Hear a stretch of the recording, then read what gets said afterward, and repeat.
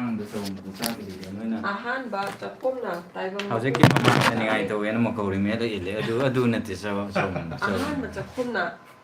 ꯑꯁꯦꯡꯕꯒꯤ ꯑꯣꯏꯅ ꯑꯍꯥꯟꯕ ꯃꯔꯝ ꯆꯥꯛꯈꯨꯝꯅ ꯌꯥꯝ ꯇꯥꯏꯕꯪ ꯃꯄꯨꯡ ꯈꯪꯅ ꯇꯥꯏꯕꯪ ꯃꯄꯨꯡ ꯃꯃꯥꯗꯣ ꯆꯥꯛ ꯈꯪꯅ ꯂꯥꯝꯃꯛꯇꯅꯀꯣ ꯃꯆꯥ ꯀꯞꯄꯗ ꯇꯥꯏꯕꯪ ꯆꯥꯎ ꯃꯄꯨ ꯈꯪꯅ ꯆꯥꯛꯅꯤ ꯍꯥꯏꯕ ꯅꯠꯇ꯭ꯔꯣ ꯃꯄꯨꯡ ꯍꯥꯏꯕꯅ ꯇꯥꯏꯕꯪ ꯃꯄꯨꯡ ꯈꯪꯅ ꯆꯥꯛꯅꯤ ꯇꯥꯏꯕꯪ ꯃꯄꯨꯡ ꯈꯪꯅ ꯆꯥꯛꯅꯤ ꯑꯍꯨꯝꯁꯨꯕ ꯆꯥꯛꯈꯨꯝꯅ ꯊꯋꯥꯏ ꯌꯥꯏꯕꯤ ꯌꯥꯏ ꯃꯉꯥ ꯐꯥꯅ ꯆꯥꯛꯅꯤ ꯁꯨꯝꯕ ꯑꯍꯨꯝꯁꯨꯕ ꯆꯥꯛꯅ ꯊꯋꯥꯏ ꯌꯥꯏꯕꯤ ꯌꯥꯏ ꯃꯉꯥ ꯐꯥꯅ ꯆꯥꯛꯅꯤ ꯁꯨꯝꯕꯁꯤꯗꯤ ꯃꯔꯤꯁꯨꯕ ꯆꯥꯛꯈꯨꯝꯅ ꯅꯦ ꯇꯥꯏꯕꯪ ꯂꯧꯁꯤꯡ ꯀꯧꯋꯦ ꯍꯥꯏꯕꯅ ꯃꯩꯅ ꯆꯥꯅꯩꯌꯦꯕ ꯇꯥꯏꯕꯪ ꯂꯧꯁꯤꯡ ꯀꯧꯋꯦ ꯍꯥꯏꯕ ꯌꯥꯗ ꯏꯕ ꯂꯣꯟꯗꯥꯗꯤ ꯑꯗꯨ ꯉꯥꯛꯇꯅꯤ ꯏꯁꯦ ꯇꯥꯏꯕꯪ ꯅꯋꯥ ꯑꯉꯥꯡꯅ ꯃꯥꯂꯦꯝ ꯇꯥꯏꯕꯪ ꯅꯋꯥ ꯑꯅ ꯂꯨꯝꯍꯜꯂꯨ ꯅꯋꯥ ꯑꯉꯥꯡꯅ ꯍꯥꯏꯔꯦ ꯑꯁ ꯑꯩ ꯃꯣꯏꯅ ꯄꯥꯔꯤ ꯄꯥꯎꯁꯦ ꯀꯃꯥꯏꯅꯅꯣ ꯑꯩ ꯑꯝꯇ ꯇꯥꯒꯦꯁꯦ ꯀꯩꯅꯣ ꯑꯀꯣꯝ ꯆꯥꯡ ꯄꯂꯦꯝ ꯊꯪꯂꯕ ꯇꯔꯥ ꯆꯥꯛ ꯆꯥꯕ ꯍꯩꯔꯛꯄꯒꯤꯗꯤ ꯑꯔꯨꯝ ꯑꯌꯥꯡ ꯇꯣꯟꯒꯤ ꯐꯤꯕꯝ ꯆꯥꯕ ꯍꯩꯔꯛꯄꯗꯒꯤꯗꯤ ꯅꯍꯥꯜ ꯃꯈꯩ ꯑꯉꯥꯡꯒ ꯂꯣꯏꯅꯔꯝꯕ ꯊꯨꯅ ꯆꯠꯂꯨ ꯑꯉꯥꯡꯒ ꯂꯣꯏꯅꯔꯝꯕ ꯍꯥꯏꯕꯒ ꯀꯟꯅ ꯆꯠꯂꯨ ꯍꯥꯏꯕꯒꯁꯦ ꯆꯞ ꯃꯥꯟꯅꯩꯗꯅ ꯊꯨꯅ ꯉꯥꯡꯉꯨ ꯍꯥꯏꯕꯒ ꯀꯟꯅ ꯉꯥꯡꯉꯨ ꯍꯥꯏꯕꯒꯗꯤ ꯈꯦꯠꯅꯗ꯭ꯔꯥ ꯊꯨꯅ ꯉꯥꯡꯉꯣ ꯑꯗꯨꯗꯤ ꯍꯌꯦꯡ ꯑꯩ ꯏꯝꯐꯥꯜ ꯆꯠꯂꯨꯔꯒ ꯑꯃꯨꯛ ꯍꯜꯂꯛꯀꯅꯤ ꯍꯥꯏꯗꯣꯏꯅꯦꯕ ꯀꯟꯅ ꯉꯥꯡꯉꯣ ꯑꯗꯨꯗꯤ ꯍꯌꯦꯡ ꯑꯩ ꯏꯝꯐꯥꯜ ꯆꯠꯂꯨꯒꯅꯤ ꯍꯥꯏꯔꯛꯀꯗꯣꯏꯅꯦꯕ ꯂꯣꯏꯅꯔꯝꯕ ꯄꯤꯊ꯭ꯔꯥꯏ ꯈꯣꯡꯗꯥꯏꯕꯤ ꯂꯥꯏꯔꯦꯝꯕꯤ ꯃꯍꯥꯛꯇꯤ ꯅꯋꯥ ꯑꯉꯥꯡꯗ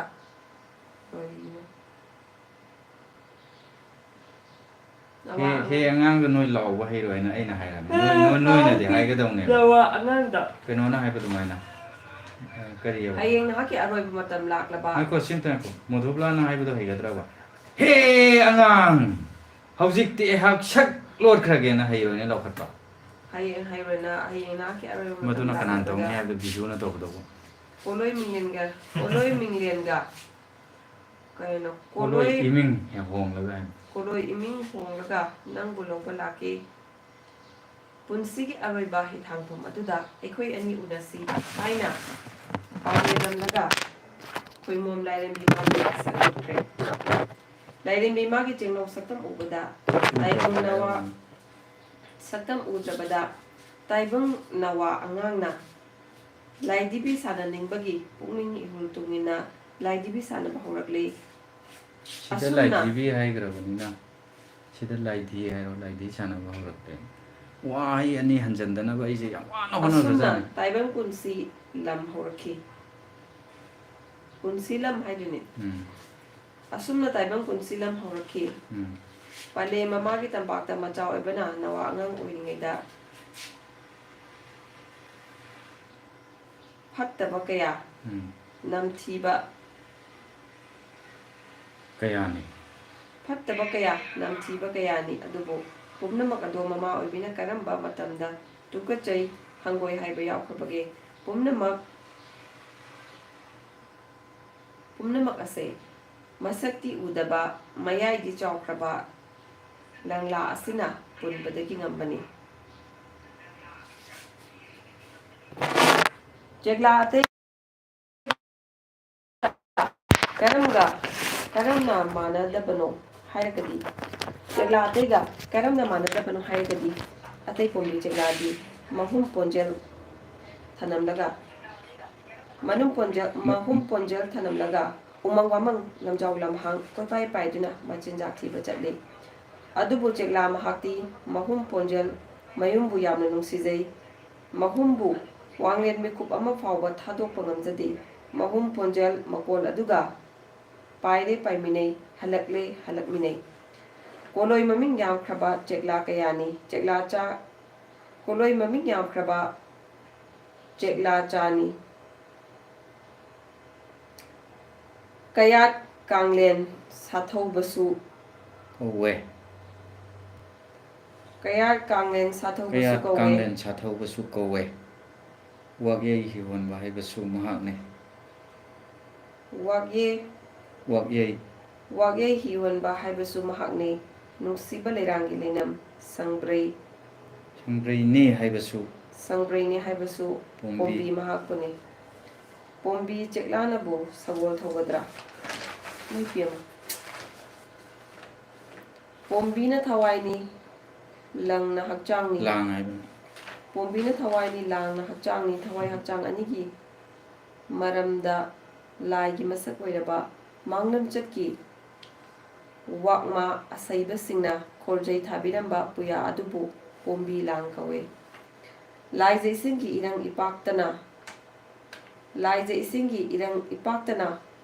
Hakchang Mana Wakai Wagye hibu waraga. Liza Singi Irang Ipakta Hakchang Mana Wakai Hiboiraga Tawaina Kumu Nauril Paiduna Hiholi Maramaduna Wagai Hion Basukawe Wagye hihon basuko. Masigi Wantok ti Lairang Pumna Maktagi Kwaidigi Manan Musiba Lady Sangraini Haibanate Hakchana Kwaidigi Nusiza Basi Tawaini Tawai out of the Hakchana Mato Mato to Bungam de Jangbi Lapuk Matupka Pandam Way Pangkak aibani bim. Mapu Magi Kaidong Palem Palem. Ana ngona singarang mo pila mo gadra Mapu Magi Kaidong Palem Oiriba Hakchana Nan amadudi ngakang da Kai par pun logro palem. Pau si mo numini ni waring ada pibra. Nate ba sigi londa pau se param da minute amma waling ai da pau pung tara ka bo bisal ai Hakchang na as yeng na pau bai ne du hakchang na phatra bada pau gi na mo ke no mo oi re da sigi di mapan thongi adane mai gi madam bai kai se mang de bindep sin tandura na tang de de tan la phatra Sidi bada record. Mapan Editing to thongi sem license basi. da Pau tu di mi hom si mari si haro lam jen jana lu tawa. Kurum kai hai no sibo Purum khajang bari kare. Mapan thongi laisang da chalaga kurum khajang bagi mahi phangloi maram asi leibana thawai bu leirak sathauba khomba lalumba haina kawe khomba lalumba haibasu mapangi khombanda English na mo ida di khasu dumai ga da bane ba is tapsanna ba ingon da Bengali se haina deba Nang hawai atu yang pagi na ina ye. khomba lalumba haibasu mapangi khombanda yekna bana mapangi khombanda haidero khombala haidero Kongbanda. khombanda ngasi te mite me lamaya mo phong ane nai mapangi khombanda chena yeknabana lan tawrakani haiduna lumduna lei haibagi nate yeknaba tamthiba laina kayana hakchangda changlakadaba du changlaktanaba lumduna lei haibagi lalumba kawe thawai manga asiga thana mi thawai manga miga thaga tarune mai sing nungsit lebak atinga Mga sina. Lebak atinga manga asina makumagi matik mayai miga thaga taruk mi haibati marumbu nate Marum bo hebni marum nate. Sida Marum. yaute ba kanta. Sida kanta yaute ba. mi haibati marumbu nate o mi haibana amani Wagi warum. wagi warum sangi sanlum urum migi mirumadu nate ye Nate ye. Miguel asi yaudrabasu taibang miyoibana hingbadi ngami adubu asaduna hingbadi ngami masibu thawai hamchatnaba mirel hampoinaba haina idamda masigi ahallaman singna hainarami aikhoigi ipai bu ibel ahallaman sing ayambadi laiwatin wa khangi laishon kaya chinda puraga lei Hamboy na ba hera kano Ahal hampoy na ba hera uba. Na hajek hamboy na ba. Hamboy na ba to hanu. hampoinaba ahal singna Hanugi mirel bu dama. yamna luna khali 1 2 3 4. Nangi balance yang gente. di kon camera di try to Irang koi ni da sana ba he ni da. Sibudu.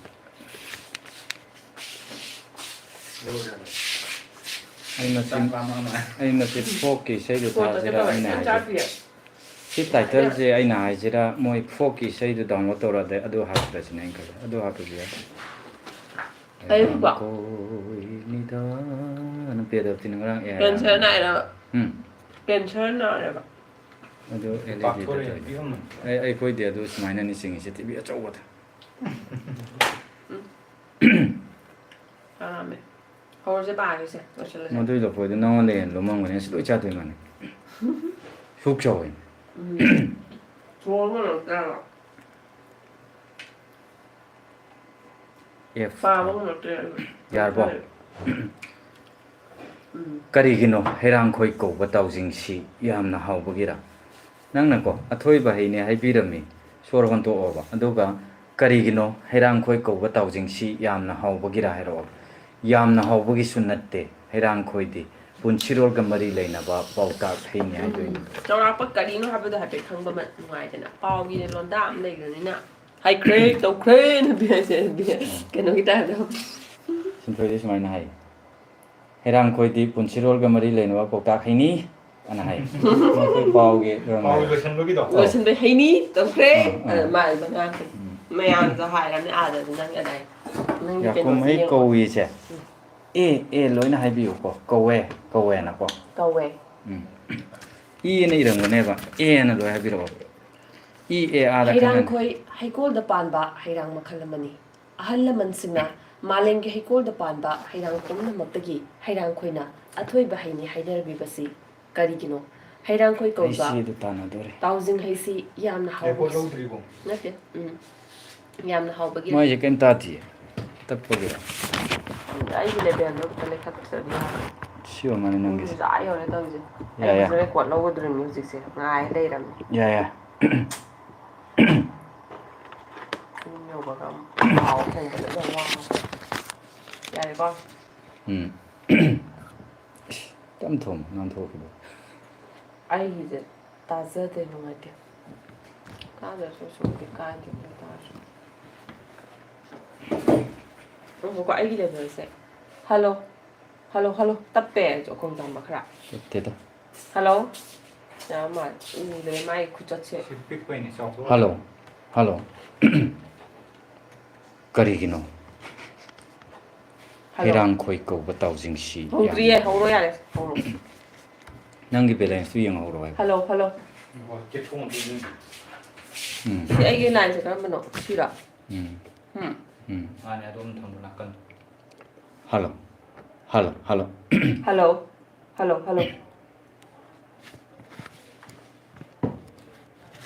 Hello hello ꯌꯥꯔꯦꯁꯦ ꯂꯧꯔꯁꯤ hello ꯃꯇꯝ ꯌꯥꯝ ꯌꯥꯔꯦꯀꯣ ꯊꯕꯛ ꯌꯥꯝ 1 2 3 4 ꯑꯩꯈꯣꯏ ꯂꯥꯎꯗꯣꯏ ꯃꯤ ꯀꯟꯅꯔꯦ ꯍꯩꯔꯥꯡꯈꯣꯏꯅꯤꯗ ꯆꯥꯅꯕ ꯍꯩꯅꯤꯗ ꯁꯤꯕꯨꯗ ꯊꯣꯏꯅ ꯍꯥꯎꯕ ꯍꯩꯗꯤ ꯆꯤꯟꯗꯝꯕ ꯍꯩꯅꯤꯗ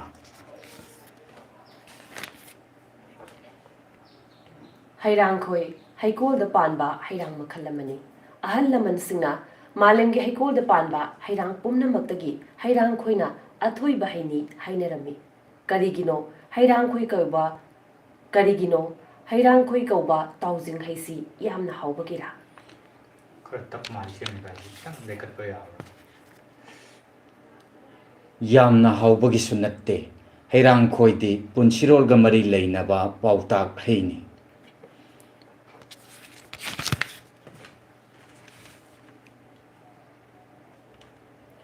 ꯍꯩꯔꯥꯡ ꯑꯁꯤ ꯁꯪꯂꯤꯉꯩꯗ ꯆꯥꯕꯗ ꯌꯥꯝꯅ ꯁꯤꯜꯂꯤ ꯌꯥ ꯀꯨꯝꯕ ꯍꯩꯅꯤ ꯁꯪꯂꯤꯉꯩꯗ ꯌꯥ ꯀꯨꯝꯕ ꯍꯩ ꯀꯧꯋꯤ ꯈꯖꯤꯛꯇꯪ ꯃꯃꯨꯟ ꯂꯩꯁꯤꯜꯂꯒ ꯆꯥꯒꯦ ꯍꯥꯏꯗꯨꯅ ꯁꯤꯡꯕꯨꯡ ꯈꯔꯅꯤꯗꯪ ꯊꯝꯕꯗꯁꯨ ꯇꯤꯜ ꯍꯦꯛꯇ ꯆꯪꯉꯤ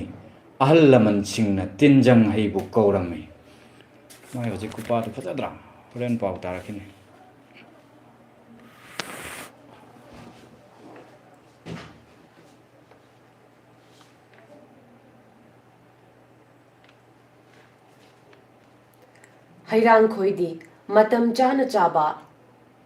ꯍꯩꯔꯥꯡꯈꯣꯏꯗꯤ ꯃꯇꯝ ꯆꯥꯅ ꯆꯥꯕ ꯇꯥꯏ ꯌꯨꯝꯕꯥꯂꯣꯟ ꯄꯨꯟꯁꯤꯔꯣꯜꯒ ꯃꯔꯤ ꯌꯥꯝꯅ ꯂꯩꯅꯕ ꯋꯥꯐꯝꯅꯤ ꯈꯤꯇꯪꯒ ꯇꯞꯄꯤ ꯂꯩꯈꯠꯂꯤꯅꯦꯃꯤ ꯐꯨꯜꯗꯩꯅꯦ ꯑꯩꯁꯨ ꯍꯩꯔꯥꯡꯈꯣꯏꯗꯒꯤ ꯍꯦꯟꯅ ꯍꯥꯎꯕ ꯆꯤꯟꯗꯝꯕ ꯍꯩꯅ ꯄꯥꯟꯕ ꯃꯐꯝꯗꯨꯅꯤ ꯂꯥꯏꯔꯩꯄꯥꯛ ꯍꯥꯏꯔꯤꯕꯁꯤ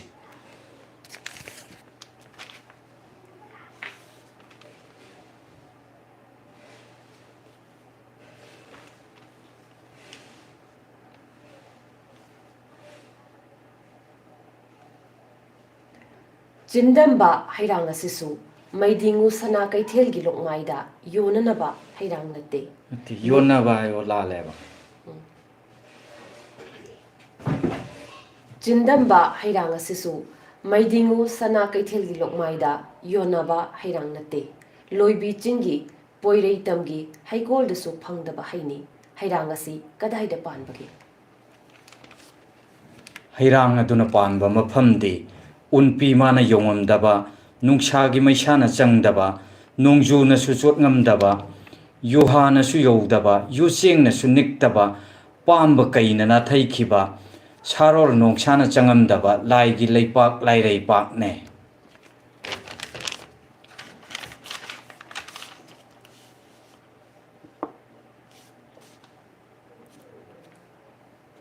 hairiba lamdam lairei pak asidi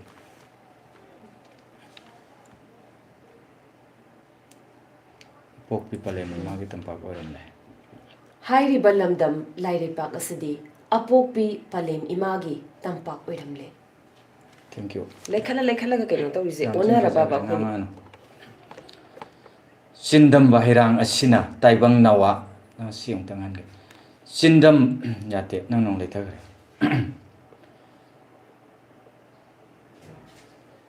sindam bahirang haibasina taibang nawa angangna heikol da pan bahirang sadring hai leikol leirang gi leinam phangdring ai da taibang macha oibana ihan hana thakchakhiba palem imagi mahau sama nipal na tillaba khomlang bu chindam bahi kowe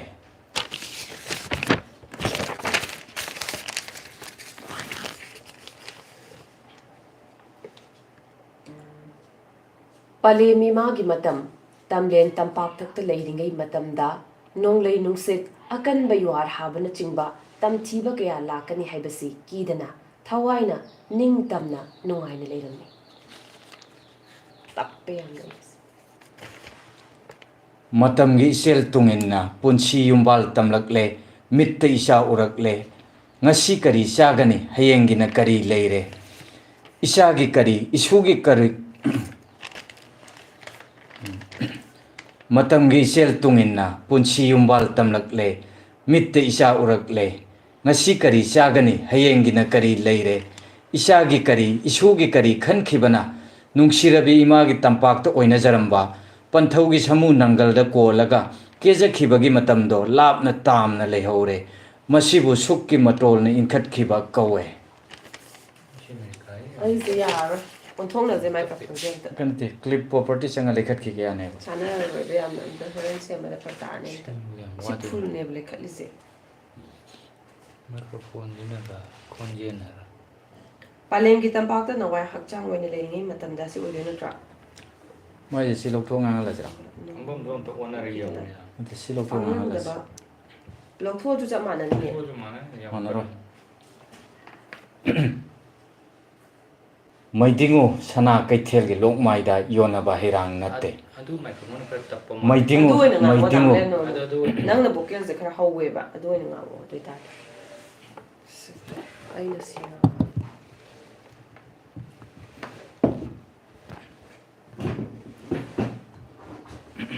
Hello. To sina khara. 1 2 3 4 Palem ki tampak ta nawai chang wene leingi matam da no kituna. Panglam da me pangkle palem panto. Iyam ba ichen ni sakhang lakle. Taram da ba kya tarakle. Laite pilu bak thirakle. Yari ko. palem gi tampakta nawa hakchang oina leiringai matamda nongma haukhiduna panglamdaba mit panglakle palem panthau iyamba ichemgi masak khanglakle taramdaba kaya tarakle laidibi luba thirakle thurakle thirakle du katang pen de tai loi pele palem imagi khomlang tana pa gi pare pu gi pure phangna banawyok nawkon badingam dabana taibang thawai pumna makki mama oibi malem leime imada sinarakle kene kai khare thaya tara som tamle Che tu di sini. Mo che tu di. mangra ba macheta andai ta ngani ma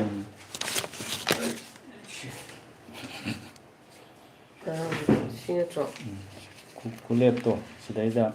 yai fana ba koma taibang pan bagi tara chawum tamle imoinu imada tumlang tara chawum tamle imoinu imada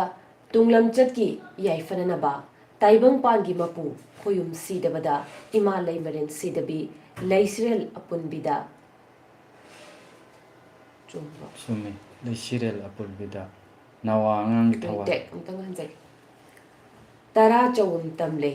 ꯏꯃꯣꯏꯅꯨ ꯏꯃꯥꯗ ꯇꯨꯡꯂꯝ ꯆꯠꯀꯤ ꯌꯥꯏꯐꯅꯅꯕ ꯇꯥꯏꯕꯪꯄꯥꯟꯒꯤ ꯃꯄꯨ ꯈꯣꯌꯨꯝ ꯁꯤꯗꯕ ꯏꯃꯥ ꯂꯩꯃꯔꯦꯟ ꯁꯤꯗꯕꯤ ꯂꯩ serial ꯑꯄꯨꯟꯕꯤꯗ ꯅꯋꯥ ꯑꯉꯥꯡꯒꯤ ꯊꯋꯥꯏ ꯍꯥꯝꯆꯠꯅꯗꯅꯕ ꯃꯤꯔꯦꯜ ꯍꯥꯝꯐꯣꯏꯅꯗꯅꯕ ꯊꯧꯅꯤꯖꯔꯤ ꯄꯂꯦꯝ ꯃꯃꯥꯅ ꯇꯔꯥ ꯆꯥꯛꯄꯨ ꯃꯆꯥꯗ ꯅꯨꯡꯁꯤꯅ 인비래. Okay, thank you. Ahan bachakhomna ahan bachakhomna taibang mapung khangna chakne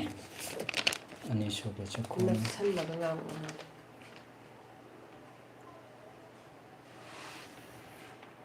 ꯑꯍꯥꯟꯕ ꯆꯈꯣꯝꯁꯦ ꯑꯩꯒꯤꯅꯦ oh haro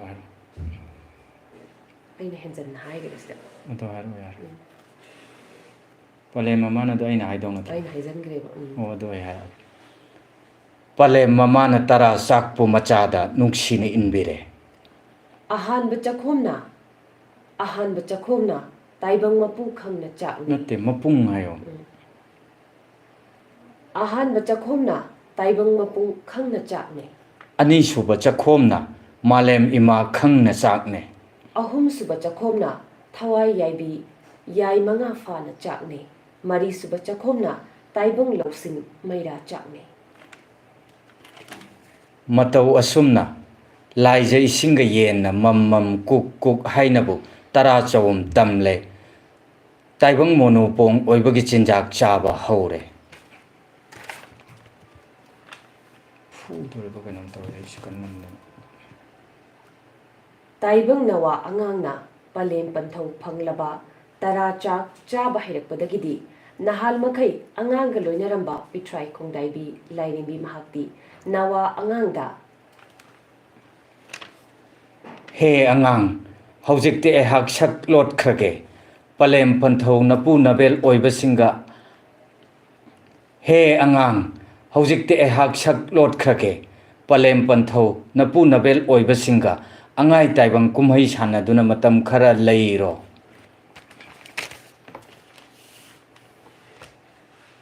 ꯍꯌꯦꯡ ꯅꯍꯥꯛꯀꯤ ꯑꯔꯣꯏꯕ ꯃꯇꯝ ꯂꯥꯛꯂꯕꯗ ꯀꯣꯂꯣꯏ ꯏꯃꯤꯡ ꯍꯣꯡꯂꯒ ꯅꯪꯕꯨ ꯂꯧꯕ ꯂꯥꯛꯀꯦ ꯄꯨꯟꯁꯤꯒꯤ ꯑꯔꯣꯏꯕ ꯏꯊꯥꯡꯐꯝ ꯑꯗꯨꯗ ꯑꯩꯈꯣꯏ ꯑꯅꯤ ꯎꯅꯁꯤ ꯍꯥꯏꯅ ꯄꯥꯎꯃꯦꯟꯅꯔꯝꯂꯒ ꯈꯣꯌꯨꯝ ꯂꯥꯏꯔꯦꯝꯕꯤ ꯃꯥꯗꯤ ꯁꯛꯂꯣꯠꯈ꯭ꯔꯦ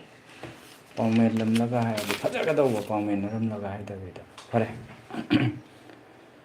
nawa angang oiba mahaksu ngaihak mitlu pirang sinthana hikna kaptuna lehore ꯂꯥꯏꯔꯦꯝꯕꯤ ꯃꯥꯒꯤ ꯆꯦꯡꯂꯧ ꯁꯛꯇꯝ ꯎꯗ꯭ꯔꯕꯗ ꯇꯥꯏꯕꯪ ꯅꯋꯥ ꯑꯉꯥꯡꯅ ꯂꯥꯏꯗꯤꯕꯤ ꯁꯥꯟꯅꯅꯤꯡꯕꯒꯤ ꯄꯨꯛꯅꯤꯡ ꯏꯍꯨꯜ ꯇꯨꯡꯏꯟꯅ ꯂꯥꯏꯗꯤꯕꯤ ꯁꯥꯟꯅꯕ ꯍꯧꯔꯛꯂꯦ ꯑꯁꯨꯝꯅ ꯇꯥꯏꯕꯪ ꯄꯨꯟꯁꯤ ꯂꯝ ꯍꯧꯔꯛꯈꯤ palem panthau oibana mayada chagadaba chatana manamda ingadaba indana awaba kongai khangduna nawyok nawkol lakhi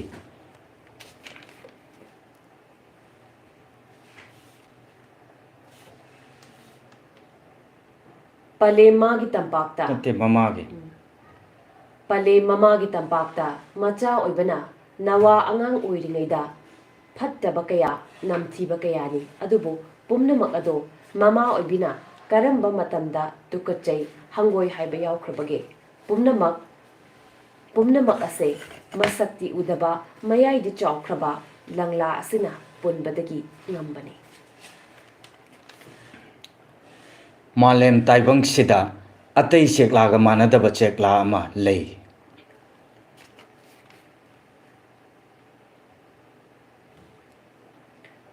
ꯆꯦꯛꯂꯥ ꯑꯇꯩꯒ ꯃꯥꯟꯅꯗꯕ karamna haibani ꯆꯦꯛꯂꯥ ꯑꯇꯩꯒ ꯀꯔꯝꯅ ꯃꯥꯟꯅꯗꯕꯅꯣ ꯍꯥꯏꯔꯒꯗꯤ ꯑꯇꯩ ꯄꯣꯝꯕꯤ ꯆꯦꯛꯂꯥꯗꯤ ꯃꯍꯨꯝ ꯄꯣꯟꯖꯦꯜ ꯊꯅꯝꯂꯒ ꯎꯃꯪ ꯋꯥꯃꯪ ꯂꯝꯖꯥꯎ ꯂꯝꯍꯥꯡ ꯀꯣꯏꯄꯥꯏ ꯄꯥꯏꯗꯨꯅ ꯃꯆꯤꯟꯖꯥꯛ ꯊꯤꯕ ꯆꯠꯂꯤ numitna taramdai tamyana kori chelaklaba matamda amuk pairaktuna mahum ponjel aduda inungba yarek tamlei numitna taramdai tamyana kori chelaklaba matamda amuk pairaktuna mahum ponjel aduda inungba yarek tamlei aduba chekla sa mahakti ꯑꯗꯨꯕꯨ ꯆꯦꯛꯂꯥ ꯆꯥ ꯃꯍꯥꯛꯇꯤ ꯃꯍꯨꯝ ꯄꯣꯟꯖꯦꯜ mayumbu yamna nungsizai mahumbu wanglen mikup ama phauba thadokpa ngamjade mahum ponjel makol aduga paire paiminei halakminei ꯑꯗꯨꯒꯨꯝꯕ ꯄꯣꯝꯕꯤ ꯆꯥ ꯑꯗꯨꯒꯤ ꯀꯣꯂꯣꯏ ꯃꯃꯤꯡꯗꯤ ꯀꯔꯤ ꯀꯧꯏ? koloi maming yamkhraba chekla chani kayat kanglon sathau busu ꯀꯥꯡꯂꯦꯟ ꯍꯥꯏꯕꯅꯤ. koloi maming yamkhraba chekla chani kayat kanglen sathau busu kawe wakye hiwan haibusu mahakne nungsiba lerangi lenam sangbraini haibusu pombi mahakpune koloi maming yamkhraba chekla chani kayat kanglen sathau busu kawe wangyei ꯋꯥꯛꯌꯩ ai haiba thoktreme koloi maming yamkhraba chekla chani kayat kanglen sathau busu kawe wagyei hiwonba haibasu mahakne nungsiba lerangi leinam sangbraini haibasu pombi mahakpuni ꯁꯦꯛꯂꯥ ꯃꯍꯥꯛꯇꯤ ꯀꯣꯂꯣꯏ ꯃꯤꯡꯂꯦꯟ 135ꯅ ꯃꯤꯡꯒꯧꯅꯩꯌꯦ. ꯄꯣꯝꯕꯤ ꯁꯦꯛꯂꯥꯅꯕꯨ ꯁꯒꯣꯜ ꯊꯧꯒꯗ꯭ꯔꯥ ꯍꯥꯏꯔꯣ? pombi cheklanabu sagol thokadra ꯍꯪꯐꯝ ꯊꯣꯛꯄ ꯋꯥꯍꯪꯅꯤ. ꯇꯥꯏꯕꯪ ꯊꯋꯥꯏ ꯌꯥꯏꯄꯤꯂꯦꯟ ꯁꯤꯗꯕꯅ ꯍꯛꯆꯥꯡ ꯂꯥꯡꯄꯨꯡꯒꯤ ꯃꯄꯨ ꯑꯣꯏꯕꯅꯦ. ꯊꯋꯥꯏꯕꯨ ꯄꯣꯝꯕꯤ ꯀꯧꯋꯦ. ꯁꯥꯃꯨ ꯍꯛꯆꯥꯡꯕꯨ ꯂꯥꯡ ꯍꯥꯏꯕꯗꯤ ꯃꯌꯨꯝ ꯃꯀꯣꯜ ꯃꯍꯨꯝ ꯍꯥꯏꯕꯅꯦ.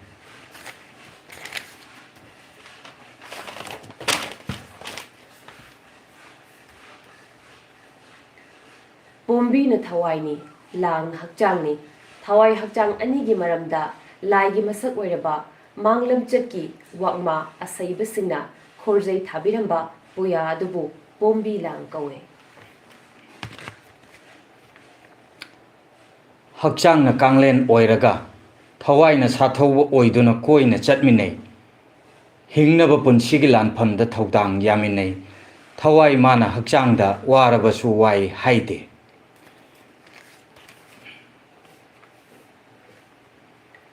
laije isingi irang ipaktana hakchang mana wagai hibu oiraga thawaina khumu norel paiduna hi holi maram maduna wakyei ihon basu kawe ꯂꯥꯏꯅꯤꯡꯍꯜ ꯅꯥꯎꯔꯤꯌꯥ ꯐꯨꯂꯣꯒꯤ ꯇꯦꯡꯕꯥꯟꯕ ꯑꯃꯁꯨꯡ ꯂꯥꯏꯅꯤꯡꯊꯧ ꯂꯥꯏꯄꯥꯎ ꯀꯧꯕ ꯂꯥꯏꯔꯤꯛꯇ ꯅꯨꯡꯁꯤꯕ ꯂꯩꯔꯥꯡꯒꯤ ꯂꯩꯅꯝꯗꯤ ꯁꯪꯕ꯭ꯔꯩꯅꯤ ꯍꯥꯏꯅ ꯏꯔꯤ. ꯁꯤꯃꯨꯛꯇꯪ ꯍꯟꯒꯦ. ꯂꯥꯏꯅꯤꯡꯍꯜ ꯅꯥꯎꯔꯤꯌꯥ ꯐꯨꯂꯣꯒꯤ ꯇꯦꯡꯕꯥꯟꯕ ꯑꯃꯁꯨꯡ ꯂꯥꯏꯅꯤꯡꯊꯧ ꯂꯥꯏꯄꯥꯎ ꯀꯧꯕ ꯂꯥꯏꯔꯤꯛꯇ ꯅꯨꯡꯁꯤꯕ ꯂꯩꯔꯥꯡꯒꯤ ꯂꯩꯅꯝꯗꯤ ꯁꯪꯕ꯭ꯔꯩꯅꯤ ꯍꯥꯏꯅ ꯏꯔꯤ. ꯃꯁꯤꯒꯤ ꯋꯥꯍꯟꯊꯣꯛꯇꯦꯅ ꯇꯥꯕꯇ ꯂꯥꯛꯑꯣ.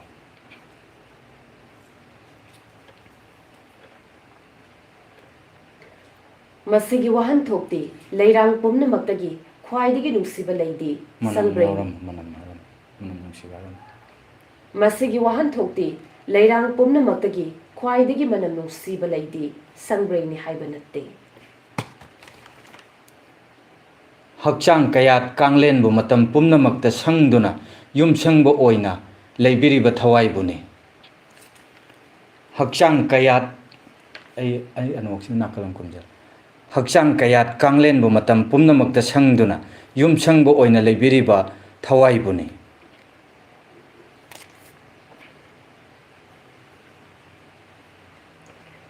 hakchangna khwaidagi nungsijabasi thawaini thawai yaudrabadi hakchangna mathau tawba ngamde changbi lapu matupka pandam oi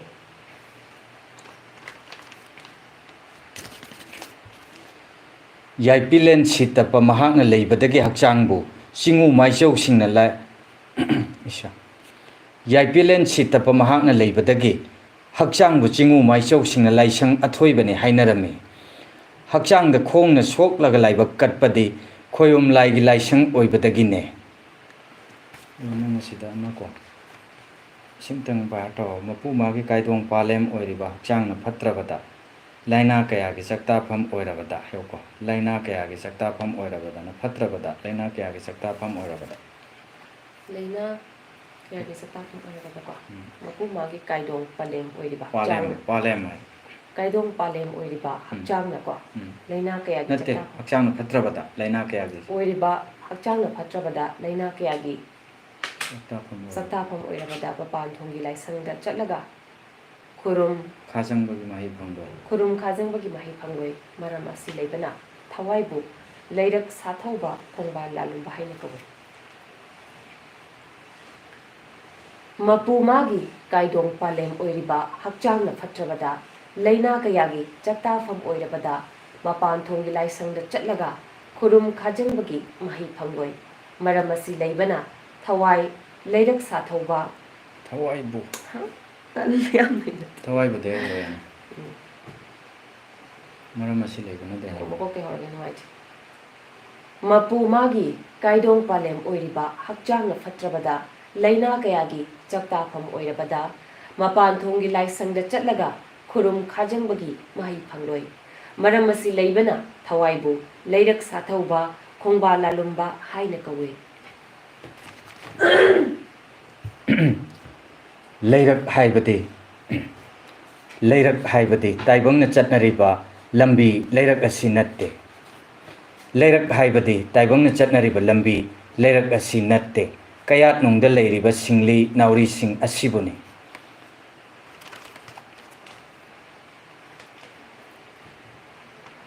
khongba lalumba haibasu mapangi khongbanda mapangi khongbanda yengnabana lan torokani haiduna lumduna lei haiba haibagi nate yengnaba tamthiba leina kaya hakchang da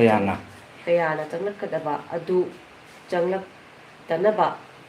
kaino lumduna changlak tanaba haiduna changlak tanaba lumduna lei haibagi lalumba ko khongba lalumba ko khongba lalumba haibasu malemgi mapan yagan khongba lalumba haibasu mapangi khongbanda yeknabana lan tawrakani haiduna lumduna lei haibagi natte yeknaba tamthiba leina kayana hakchang da changlakadaba adu changlaktanaba lumduna lei haibagi lalumba kawe taibang punsigi kumhaidi thawai ga hakchang gana sanabane laining parai jetpa punsi yumbalon masak khangba mono miyoi pokti thawai masak khangna thawai hamchatna dana mirel hampoina dana pokchamal gi mahai phangna pangam bane taibang punsigi kumhaidi thawai ga hakchang gana sanabane laining parai jetpa punsi yumbalon masak khangba mono miyoi pokti thawai masak khangna thawai hamchatna dana mirel hampoina dana pokchamal gi mahai phangna pangam bane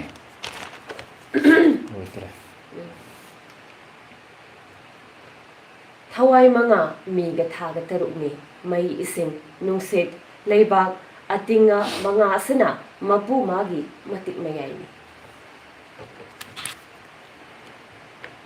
manga si leibana mapu mahak leibane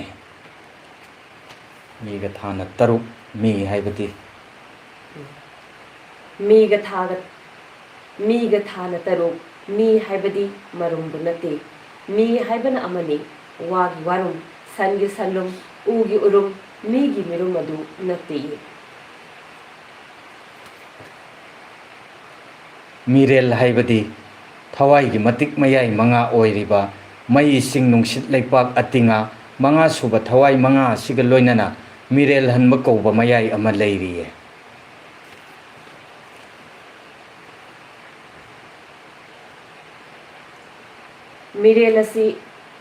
mirelasi yaudраbasu taibang miyoibana hingbadi ngamne adubo hingbagi mamaldi phangde saningba khangye nang haraktu okay hingbadi ngamida fajana anta haram lingna mirelasi yaudраbasu taibang miyoibana hingbadi ngame mirelasi yaudраbasu taibang miyoibana hingbadi ngamne adubo hingbagi mamaldi phangde saningba khangi adubu lukhak komdagi amotpadu khullaga chabagi hangoiba leite tukatchaba pokte setliba sikari phijet no khangde masibu thawai hamchatnaba masibu thawai hamchatnaba mirel hampoinaba haina ꯏꯔꯝꯗꯝ ꯑꯁꯤꯒꯤ ꯑꯍꯜ ꯂꯃꯟꯁꯤꯡꯅ ꯍꯥꯏꯅꯔꯝꯃꯤ ꯑꯩꯈꯣꯏꯒꯤ ꯏꯄꯨ ꯏꯕꯦꯜ ꯑꯍꯜ ꯂꯃꯟꯁꯤꯡ ꯑꯌꯥꯝꯕꯗꯤ ꯂꯥꯏꯋꯥ ꯇꯤꯟꯋꯥ ꯈꯪꯏ ꯂꯥꯏꯁꯣꯟ ꯀꯌꯥ ꯆꯤꯟꯗ ꯄꯨꯔꯒ ꯂꯩ ꯑꯍꯜ ꯂꯃꯟꯁꯤꯡꯅ ꯃꯤꯔꯦꯜꯕꯨ ꯌꯥꯝꯅ ꯂꯨꯅ ꯈꯜꯂꯤ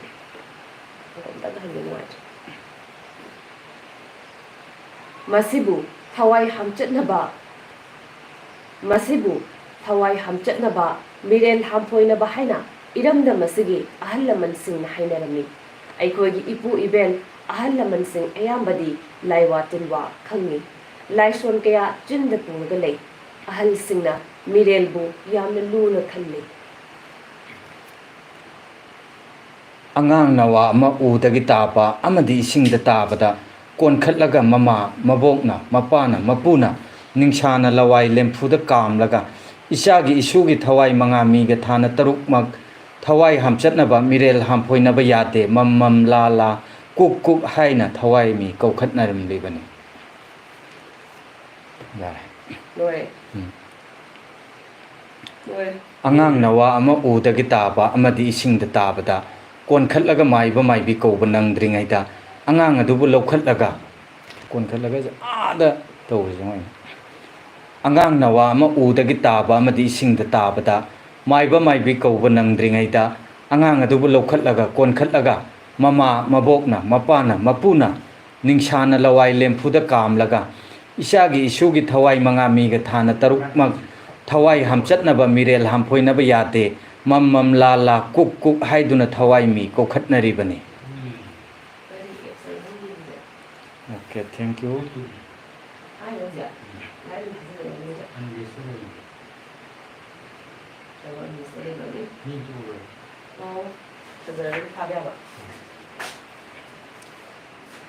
ꯃꯤꯔꯦꯜ ꯍꯥꯏꯕꯗꯤ ꯊꯋꯥꯏꯒꯤ ꯃꯇꯤꯛ ꯃꯌꯥꯏ ꯃꯉꯥ ꯑꯣꯏꯔꯤꯕ ꯃꯩ ꯏꯁꯤꯡ ꯅꯨꯡꯁꯤꯠ ꯂꯩꯄꯥꯛ ꯑꯇꯤꯡꯉꯥ ꯃꯉꯥ ꯁꯨꯕ ꯊꯋꯥꯏ ꯃꯉꯥ ꯑꯁꯤꯒ ꯂꯣꯏꯅꯅ ꯃꯤꯔꯦꯜ ꯍꯟꯕ ꯀꯧꯕ ꯃꯌꯥꯏ ꯑꯃ ꯂꯩꯔꯤꯌꯦ ꯑꯣꯀꯦ ꯑꯣꯀꯦ ꯌꯥꯔꯦ ꯌꯥꯔꯦ ꯑꯗꯨꯕꯨ ꯍꯤꯡꯕꯒꯤ ꯃꯃꯜꯗꯤ ꯐꯪꯗꯦ ꯆꯥꯅꯤꯡꯕ ꯈꯪꯏ ꯑꯗꯨꯕꯨ ꯂꯨꯈꯥꯀꯣꯝꯗꯒꯤ ꯑꯃꯣꯠꯄꯗꯨ ꯈꯨꯜꯂꯒ ꯆꯥꯕꯒꯤ ꯍꯪꯒꯣꯏꯕ ꯂꯩꯇꯦ ꯇꯨꯀꯠꯆꯕ ꯄꯣꯛꯇꯦ ꯁꯦꯠꯂꯤꯕꯁꯤ ꯀꯔꯤ ꯐꯤꯖꯦꯠꯅꯣ ꯈꯪꯗꯦ ꯑꯣꯀꯦ ꯑꯣꯀꯦ ꯃꯈꯣꯡ ꯆꯥꯝꯕ ꯁꯤꯒꯤ ꯏꯁꯄꯦꯁꯁꯦ ꯐꯨꯕꯗ ꯃꯇꯣꯝꯗ ꯑꯣꯇꯣ ꯁꯦꯞꯂꯥ ꯌꯥꯅꯦꯅ ꯈꯜꯂꯦ ꯑꯩ ꯐꯖꯅ ꯃꯃꯤꯡ ꯑꯝꯇ ꯊꯥꯔ ꯊꯅꯝꯁꯦ ꯑꯩ ꯁꯦꯝꯕꯗ ꯈꯪꯅꯕ ꯃꯥꯅ ꯐꯣꯔꯃꯦꯠ ꯇꯧꯔꯝꯕꯅꯦ ꯑꯃꯗꯨꯅ ꯃꯈꯨꯠ ꯌꯥꯎ ꯃꯥꯏ ꯃꯈꯨꯠꯁꯦ ꯁꯣ ꯑꯃ ꯂꯣꯟꯒꯗ꯭ꯔꯥ ꯈꯪꯗꯦꯗ ꯇꯧꯋꯤ